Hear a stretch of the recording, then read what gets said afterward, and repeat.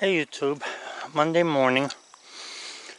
I should probably say afternoon. I think it's a little after 12. So I cut these trees down this morning and I'm cleaning them up. There's mostly red oak, which is good. A lot of it's firewood. A little bit of pine down at the other end there, maybe one or two trees. So right now I have the bucket full of logs ready to take over to the mill.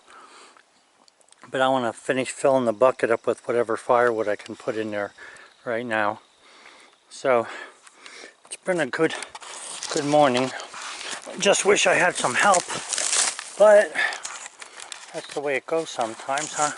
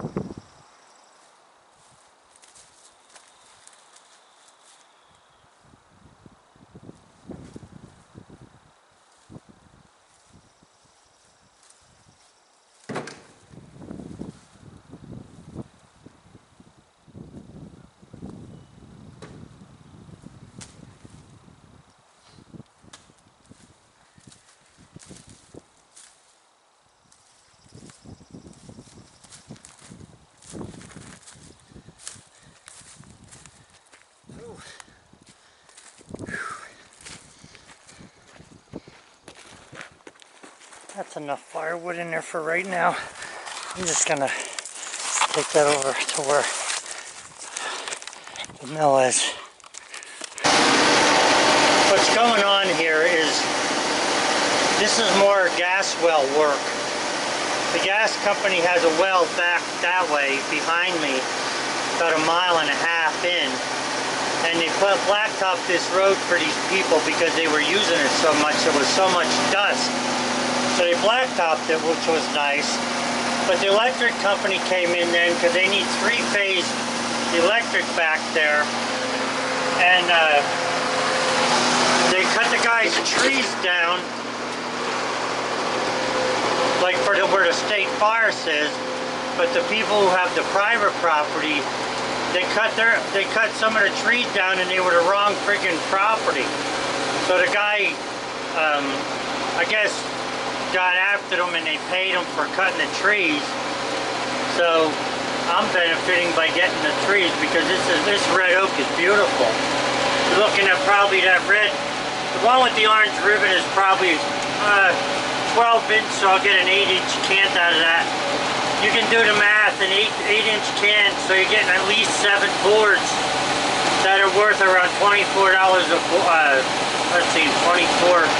No, so 8 times 8, 7, 6 times 8, $48 a board for 7 boards. You know, and I've already taken 2 other loads over already this morning, so you can't beat this.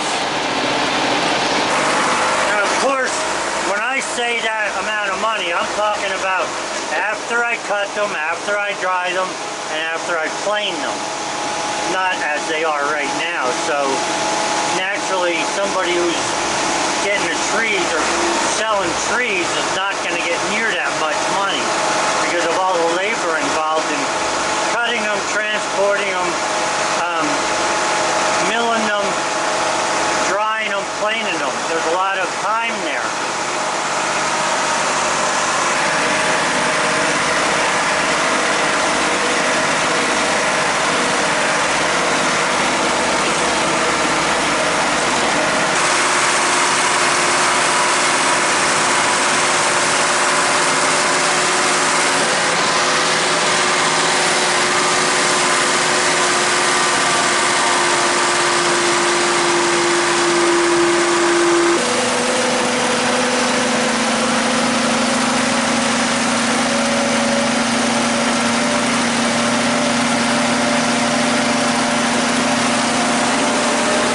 Are small, but they're straight, so that means I can get boards out of them.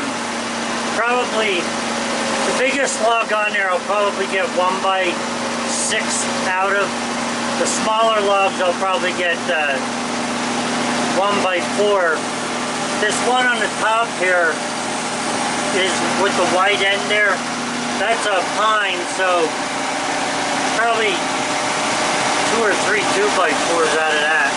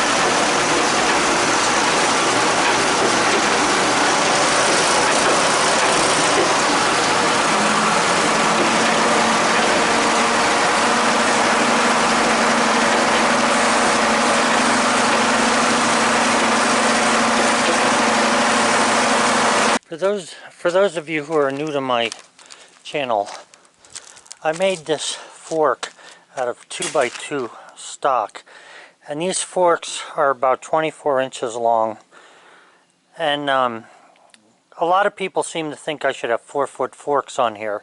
You can now pick up raw logs in the woods with 4-foot forks. You'll have them bent like pretzels in no time. So I made these, and even with these being as short as they are, some of the logs I bring over here when they're 36 or 30 inches in diameter, they're just so heavy that, you know, just picking them up tends to want to bend these. Now this one here needs to be bent back and re-welded. The bottom of it is spread open a little too wide. But the good news is that I have a brand new piece of 2-inch, 1/4 inch thick. This is 3/16 inch thick.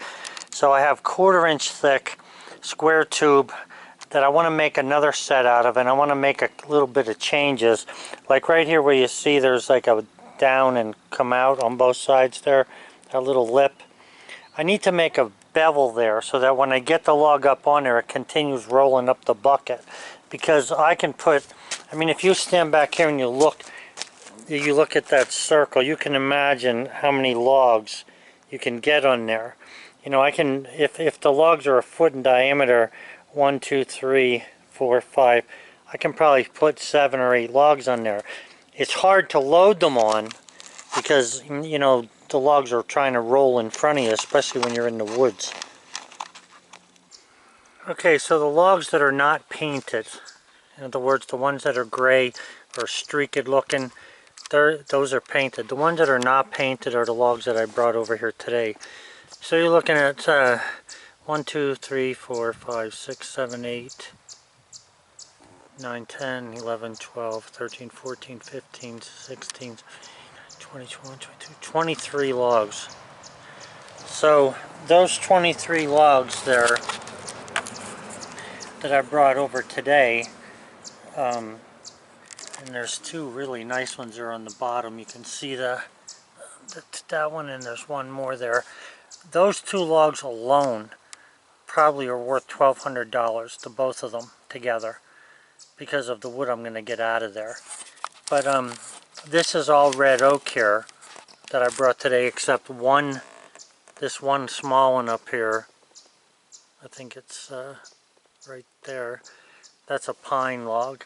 Now it's pretty straight, so I'll be able to get either a 2x6 and 2 2x4s, or maybe 2, 3, 4 2x4s, something like that out of it. But this one here that has the crotch cut, now that's actually 8 foot. Let me see where my finger's pointing. This is 8 foot from here back, but there's a crotch in it, so it's going to give me some lumber, but it's going to have the crotch grain in it. Might be okay, might not. It all depends.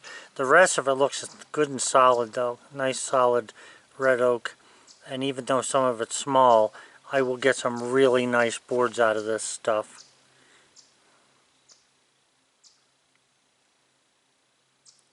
So tomorrow there's probably, I would say this much, but maybe twice as much as this left over there. So that'll give me a total of around 48 to 50. I'll round it off at say 50 or 60 boards, or 50 or 60 logs.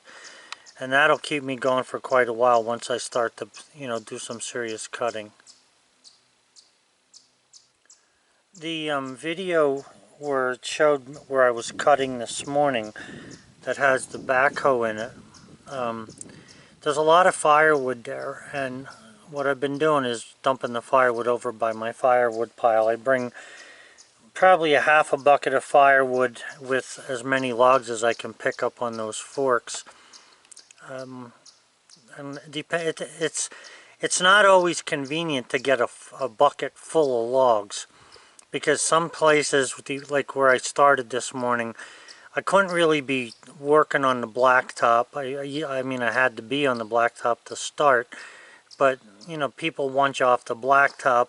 Not that I damaged the blacktop with the machine because it's so heavy, and also it's hard to line the logs up on the flat spot, somewhere to be able to pick them up. If you lay logs down and, you know, sleeper logs and put logs on top of that, that can be easier, but then they roll better. And if they roll, they're harder for me to get into the bucket because I need something to push against. So what I like is when there's stumps standing up, like you saw over there, about 3 foot high stumps. What that does is gives me a place to push the logs against to get them into the loader bucket. There's a lot of different ways you can do this. I mean, log trucks naturally have the easiest way of handling things, but the log truck cannot go where my backhoe can go. The log truck needs to be sitting kind of flat to be able to load. He has, you know, tires that easily get holes in them. Not real easy, but easy enough. And the point is that the way I'm doing it works best for me without bothering with a log truck. This way here I don't have to worry about the log truck, I don't have to pay for the log truck, I don't have to pay for the labor to run the truck. It's true that, you know, running the backhoe back and forth here may seem like something someone might not want to do. It is a mile ride from the mill over to where I'm working at the moment. All the other places were much closer. But the thing is even though if it's a mile ride, I'm on rubber. It's not like I'm, you know, wearing anything out, really. The backhoe goes well. I mean, the road is rough. If I had trucks, I'd be dodging potholes all day. I'm doing the same thing with the backhoe. So it just seems to work out pretty good. I did want to use my dump truck to carry some of the smaller stuff. The problem with it is like just these two logs, like this log and that log together, you're probably looking 8 foot long. I don't know, you're probably looking at 100 pounds a foot. So 800 pounds, 1,600 pounds for two logs. I could only put four logs like that on the, you know, the, well, let's see, 1, 2, 3, 4, no, 6 logs. I could get 6 logs like that size on the dump truck. But then you have the problem of, I got to try to get the dump truck there, and when I'm by myself, I got to get the backhoe there. So either one of them is going over and one is not going. So the easiest thing for me to do is just drive the backhoe to wherever I got to go in these woods here. And that's the quickest, fastest way for me to pick up logs and get them to my mill. I know there's guys out there who don't agree with that. They don't like the way I load the mill. I really don't care. Okay? What I do is I do for myself. And working by myself, this works the best. Now, it would be better if I did not have a loader bucket on, but just a set of forks and tongs, or a grapple to grab a hold of the logs with the front bucket. But then I lose what I could do with the front loader bucket. So, and it's not, you know, quick detachable thing, so I don't bother with it. I just make these little add-on tools that I can use to pick things up and, you know, move them around to wherever I have to go. What I was doing today mostly was grabbing the logs with the backhoe with the grapple and just setting them on a pile in front of a stump, and then I'd straighten that pile out a little bit and then just go against that once I had a pile of logs that I knew the backhoe could handle with the front loader bucket. So anyway, guys, that's how you might want to see, you know, what I did today and, you know, what it looks like. This pile I'm expecting to pretty much square this up by tomorrow if everything goes right and it doesn't rain. I don't think it's supposed to rain. Have a good one, guys. Guys, one of the other things I wanted to add to the video here yet, and I'm not sure if you're aware of this, but I noticed that lumber has gone down. 2x4s 8 foot, now those are 12 footers, but 8 footers were $3.19 last year. Right now I think they're $3.02 or $3.01 or even $3 a piece. So it looks like the price of lumber has gone down a little bit.